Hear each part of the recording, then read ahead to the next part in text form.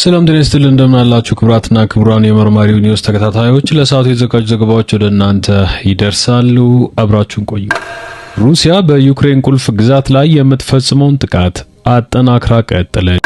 የተባበሩት መንግስታት የስደተኞች ድርጅት በጋምቤላ ክልል የተከሰተውን የጸጥታ መደፍረስ ተከትሎ ለስደተኞች የሚያቀርበውን አገልግሎት ማቋረጡን አስታወቀም።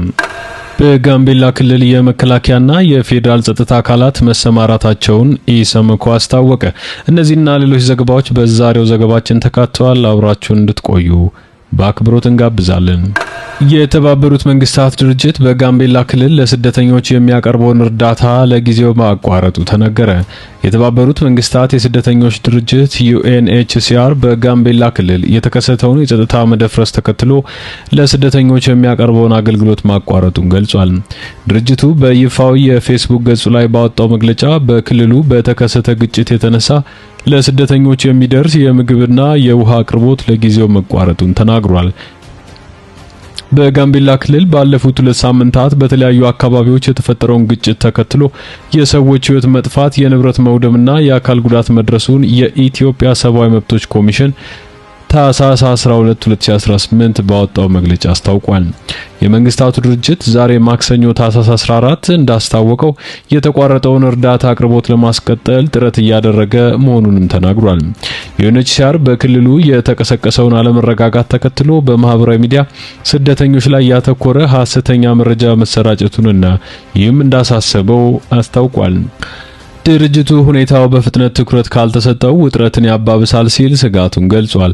ድርጅቱ ለተፈጠረው አለመረጋጋት ሰላማዊ መፍትሄ እንዲፈለግ ጥሪ አቅርቦ ማንኛውም ሰው ስደተኞችና ስደተኛ ተቀባይ ማህበረሰብ ላይ ከሚሰነዘር የጥላቻ ንግግር እንዲታቀብ ጠይቋል።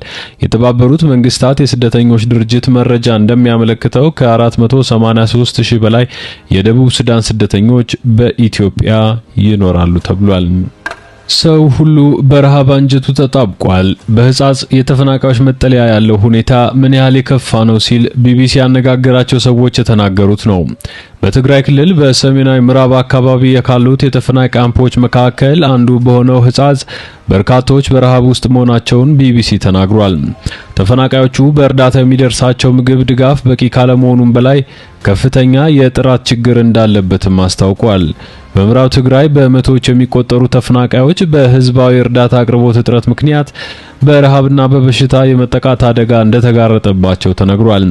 ከ10 ሺህ በላይ ተፈናቃዮች በሚኖሩበት የህጻጽ መጠለያ ውስጥ በርካታ አዛውንቶች፣ ነፍሰ ጡር እናቶችና ህጻናት በምግብና በሕክምና እጦት እየተሰቃዩ መሆኑን ነዋሪዎቹ ለቢቢሲ ትግረኛ ተናግሯል። የህጻጽ ተፈናቃዮች ማዕከል አስተባባሪ ቄስ አብርሃ አሪያ እንዳሉት ቢያንስ 300 ሰዎች ባለፉት 6 ወራት የእርዳታ እህል አላገኙም። በመጠለያ ጣቢያው ውስጥ የሚገኙት አንድ እናት ለቢቢሲ ትግረኛ ስለ ሁኔታው ሲያስረዱ አረጋውያን አሉ፣ ጉድ ነው የምናየው። አንዳንድ ለነፍስ ያለ የሚያመጣልን እንጀራም ደርቆ እርሱም አይበላም፣ በውሃ ነክረው ፈትፍተው ለመብላት ይሞክራሉ ሲሉ ጥልቀቱን ተናግረዋል።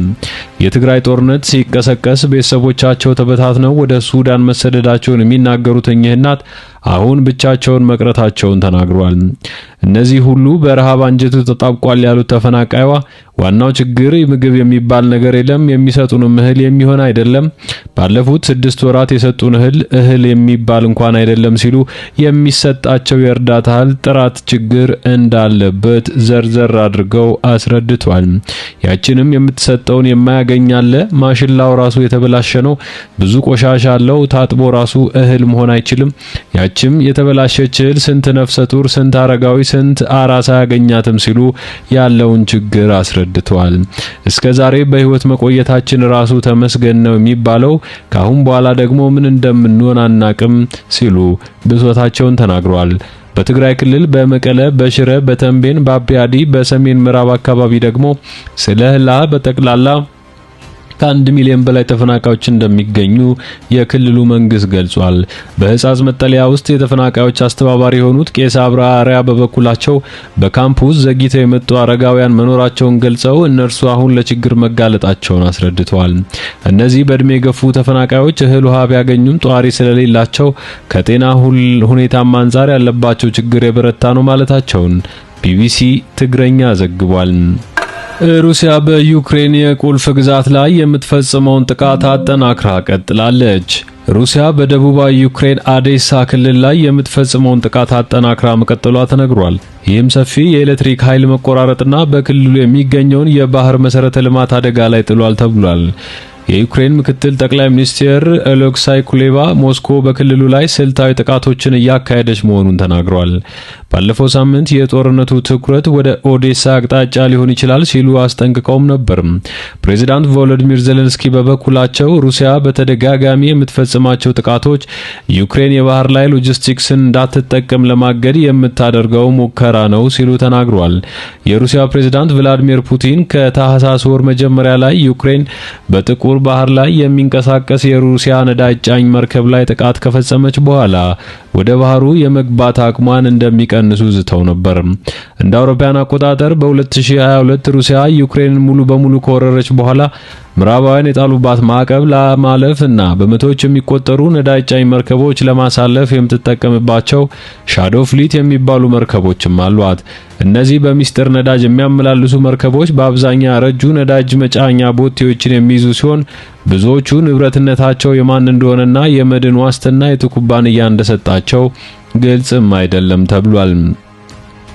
ሰኞ ምሽት ላይ የኦዴሳ ወደብ መሰረተ ልማት ላይ በተፈጸመ ጥቃት ለሰላማዊ አገልግሎት የሚውሉ መርከቦች መጎዳታቸውን የክልሉ አስተዳዳሪ ተናግሯል።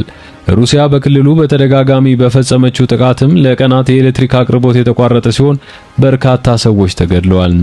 እሁድ ምሽት በተፈጸመ ጥቃት የ120,000 ሰዎች የኤሌክትሪክ ኃይል ተቋርጦ የነበረ ሲሆን በዋናው ወደብ ላይ እሳት በመቀስቀሱ በርካታ የዱቄትና የምግብ ዘይት የያዙ ኮንቴነሮችም ወድመዋል። ባለፈው ሳምንት በኦዴሳ ምስራቃዊ ክፍል በሚገኘው ፒቪዴኒ ወደብ ላይ በተፈጸመ የባሊስቲክ ሚሳኤል ጥቃት 8 ሰዎች ሲገደሉ ቢያንስ 30 ሰዎች ቆስለዋል። በሳምንቱ መጀመሪያ ላይ በተፈጸመ ሌላ ጥቃት ከ3 ልጆቿ ጋር በመኪና የምትጓዝ እናትን ገድሎ ዩክሬንና ሞልዶቫ የሚያገናኘውን የኦዴሳ ክልል ብቸኛ ድልድይም ሰብሯል። ዜሌንስኪ ዲሚትሮ ካፕሪኮና በሳምንቱ መጨረሻ ላይ መባረራቸው ተከትሎ ለክልሉ አዲስ የአየር ኃይል አዛዥ እንደሚመረጥም ተናግሯል። የኦዴሳ ወደብ ለአገሪቱ ኢኮኖሚ ቁልፍ ስትሆን ከከተማዋ ኪየቭና ከካርኪቭ ቀጥሎ በዩክሬን ሶስተኛዋ ትልቋ ከተማ ነች። አሁን በሩሲያ ወረራ ምክንያት በዛፕሬዚያ በኬርሰንና በማይክሎኮቭ ክልሎች ውስጥ የሚገኙ ሌሎች ወደቦች መድረስ ስለማይቻል ስትራቴጂካዊ ጠቀሜታም አበራት። ጦርነቱ ቢኖርም ዩክሬን በዓለም ላይ ከፍተኛ የስንዴና የበቆሎ ላኪ ሀገር ሆና እንደቀጠለች ነው። እንደ አውሮፓውያኑ ከነሐሴ 2023 ጀምሮ ኦዴሳ የሮማኒያና የቡልጋሪያ የባህር ዳርቻዎችን በመከተል እህል ወደ ውጪ ለመላክ የሚያስችላት ወሳኝ መተላለፊያ ሆና ቆይታለች። ቀደም ሲል ሩሲያ በኦዴሳ ሕዝብ ላይ ትርምስ እየፈጠረች ነው ሲል የከሰሱት ዜሌንስኪ ሩሲያ ላይ ጫና ሳይደረግ የምትፈጽመውን ጥቃት ለማቆም ምንም ፍላጎት እንደሌላት ሁሉም ማየት አለበት ብለው ነበረም።